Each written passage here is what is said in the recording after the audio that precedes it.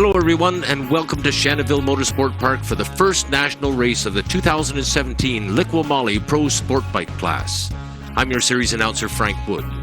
This national championship race is brought to you by the Trenton Military Family Resource Center, Dalton Timmis Insurance, Motovan, Honda, Magneti Marelli, and Dunlop. Well, here we go for the first round of the Liqui Pro Sport Bike National Championship 2017. We're at Shannonville Motorsport Park, the birthplace of champions, and our race director there, Andre Lalancette, sending the riders off for a sighting lap. We'll line them up on the same grid positions and launch them into their 18-lap National Championship final very shortly. Colin Fraser alongside as we watch these riders make their way. The big news, of course, in the off-season with the riders now in the sport bike class are using slicks instead of DOT tires. And the other big news is the departure of Kenny Reedman, who's dominated this series recently for both Triumph and Kawasaki, and he will no longer take part, so we're going to have a new champion. Last 10 years, Jordan Zoke, Jody Christie, and Reedman have won. Now we're looking at the grid. Row 5. Fearing and Errett are riders there, and having a look at rows 3 and 4, it's worth mentioning Alex Coelho, who was second overall in the series last year, has had to borrow a Yamaha to get out there, so a little stressful for Alex and not really the start of the season he wanted.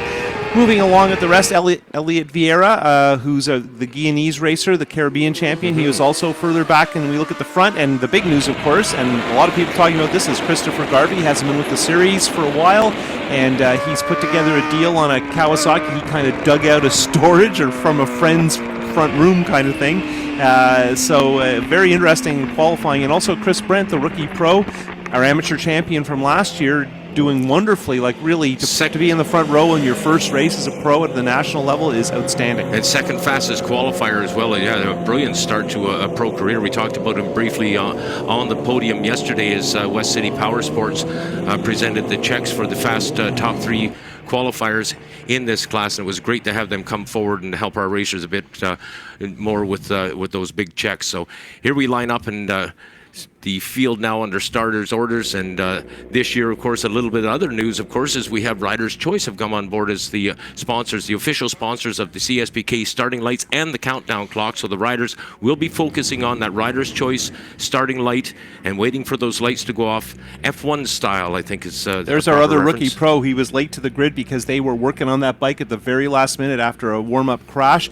That is Jacob Shaw Leary, and they had some kind of clutch problem with that Honda. But another rookie pro, one of our front runners with Brent from last year, and doing a really good job. In fact, 4 Hondas in the top 7, so a real renaissance for Honda. And here we go, Frank. Well, speaking of renaissances, look at the man on pole position, Christopher Garvey, after a hiatus of I think it's been 2 or 3 years now since we've seen him turn a wheel in anger on the racetrack, and he came out and set fast qualifying.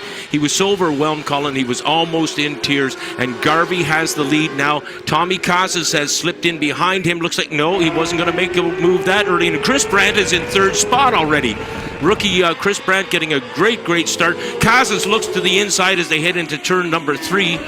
And again, not making a move very early in this race. Of course, we've got 18 laps to go, so these guys rather have to pace themselves.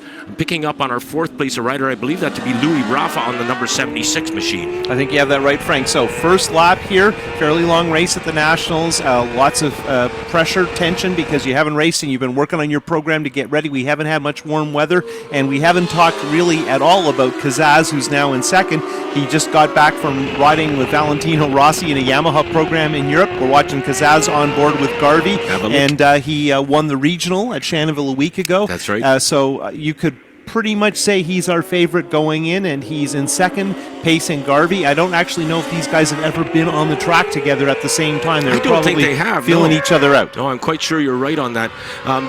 Kaz having won the Race Super Series regional race last weekend. I thought he was going to get on the move again there now, but he didn't do it. He's right on Garvey's back wheel. Garvey on the number 71 machine. I wanted to comment that Kaz on his way to victory had to chase Elliot Vieira, the Guyanese rider. He he actually led this the Pro Sport Bike race in the Super Series event, and unfortunately Vieira had an off-track excursion that saw him fall, and Casas was able to continue on to the win. So let's have a look here, Frank. I was waiting to see what Casas would do in the draft, but Garvey did the veteran pro thing and ducked kind of inside and made it a little tougher.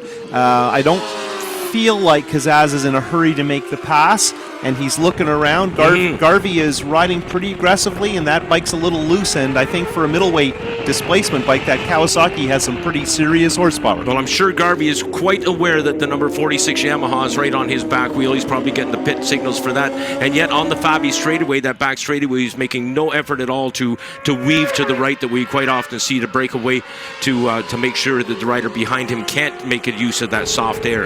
Into turn one, and Garvey is not blocking or anything. A little loose on the transition into two, and you can see Casas go slightly to the right, looking up the inside. That's a pass that used to work really well, but this very fast right-hander, which is a pretty fun turn, is very rough these days. It's a hard place to pass. So we see on board there's Casas, and he, again, doesn't seem to be hanging it out just yet, but we should mention they're pulling away from Brent, who's doing a great job of holding on to third in his first ever pro national race. And here we go on board, and of course we've got a fairly older model Kawasaki, a Ninja that's still quite fast. I'm picking up Mitch Card in the background there. I think he just put some really serious pressure on Chris Brent. Brent holding on to third spot, and of course Mitch Card out of Ripley, Ontario, on that Yamaha, the distinctive, very easy to spot that motorcycle in brilliant red, and of course Mitch Card himself in red letters. There he is. And it's also worth mentioning Card, who hasn't raced full-time with us since he won the amateur championships. Last year at Mosport was outstanding in this class, and he is another guy who over the winter was touted as a favorite and certainly expected to race Casas perhaps for the championship, but didn't have a good time. Actually had a lot of problems yesterday, so if he can dig out, this may turn out to be important, although it's hard to imagine anyone's going to get up to these guys because the pace is good right from the start. And I got to say, I don't think Garvey's ever led a national, but he looks pretty good doing it. And again, I was going to say, Kawasaki, an older bike, very, very fast bike, dominant bike in its day. But that Yamaha is actually a brand new bike, a new model R6. So it's interesting to see the comparison in middleweight motorcycles. I'm told that Kawasaki is the same motorcycle that Jordan Zook rode to the sport bike title when he rode for Canadian Kawasaki Motors, and the thing was sitting in the lobby of Canadian Kawasaki Motors up until last week. Look at Casas. Casas is starting to become a bit of a paint job here. Well, I think he's having a look, and he's starting to weigh what could work with Garvey, and you've got a bit of the Garvey story combined with a bit of a Zoke story, but it was a friend of Garvey's. That bike was rebuilt a few years ago and then just sat, and Garvey decided he would try and go after it, and just in the last few days he's got it out, ridden it once, and decided to try the national, so nobody, including Garvey, knew he was coming. So and qualifying on pole, I think, sends a clear message about what he and that motorcycle are capable of. So that Zoke pedigree that what I was told about is not an accurate comment. Well, apparently the bike was rebuilt after a huge crash. It was an ex-factory Kawasaki, and it's been rebuilt by some factory team people. There. And you look here, and I think if it plays out the way it has, these bikes are pretty evenly matched, and Garvey's bike really puts the power down well, so he is not having to ride defensively. He has a decent lead on the longest straight on the backstretch. Yeah, he has a very strong pull coming out of turn number 10, and Casas is able to make up the distance mostly on braking skill coming into turn 11. I wanted to comment, Colin, when we get up on the front straightaway again, that Andre Lalancette had a radar gun on the front straightaway, and he was clocking Tommy Casas at 119 miles an hour on a sport bike, and that is not our longest straightaway. I would wished rather that we'd had that radar gun on the back straight.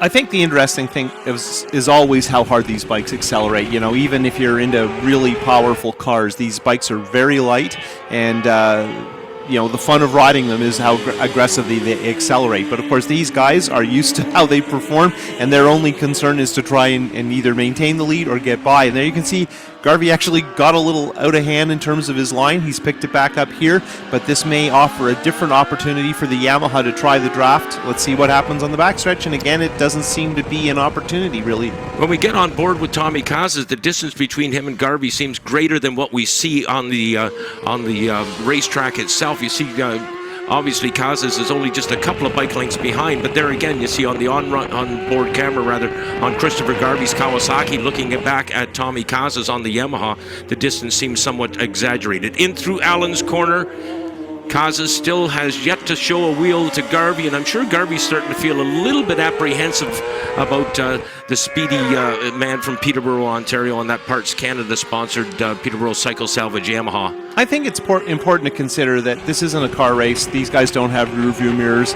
Garvey's pretty busy. He's probably not that worried yet. He'll when be getting sees pit signals, though. Yeah, but it's not really how your mind works on a motorcycle, in my experience. And I think the best solution is just to keep your pace aggressive and not let the other guy get into your head, which is of course much easier said than done. You can see Garvey still having a little bit of trouble there in the corner before the hairpin, but when we get to this part of the track, he does almost always get a perfect drive, and that's key in terms of holding him off. And of course, you're not allowed to weave to break the draft. But you're right, Kazas is pretty close. Seems that he's just sort of pacing himself. He's running a very professional race, Colin. Something that obviously has come with the years of experience. He has been a pro rookie in the past, and you mentioned the experience he had in Italy with Valentino Rossi's ranch and what have you. That no doubt has helped stoke a little bit of inner fire in this young lad. And he is devoid of a national championship win thus far in his career, so I'm sure he has that in mind as well. Well, it seems like what's happened with Kazas is that they've done a lot with a little, and they've attracted some attention, but they've been, hitting maybe a little... Kazas is there? Yeah, oh my goodness. Unfortunately, that's that same inside line that just doesn't seem to work anymore because that piece of track has become so bumpy. And then here, Garvey doesn't even bother really to pick up the line. Well, that time was a little inconsistent in this part of the track, and really great shot. Okay, now we can see this Kawasaki put down the power, and it is impressive. And of course, you remember Alex Welsh and Jordan Zoke and Brett McCormick and the people who rode this version of the Kawasaki. It was an extremely successful motorcycle, and some of the arguable best middleweight bikes in the history of our series were these Mike Crompton, Richard Winter, Harold Surian built Kawasaki's, and you're right that this bike is built from those parts. The Canadian Kawasaki Motors team so dominant back in those years, and of course, as we noted, the number of Kawasaki's in this race, we have 5 Hondas and 6 Kawasaki, so it is obviously a good weapon of choice for many of the pro riders in the Mopar CSBK series within the Liqui-Moly Pro Sport Bike class. Mitch Card was still in sight, but he is quite a distance back from these two who are holding the race up front here, and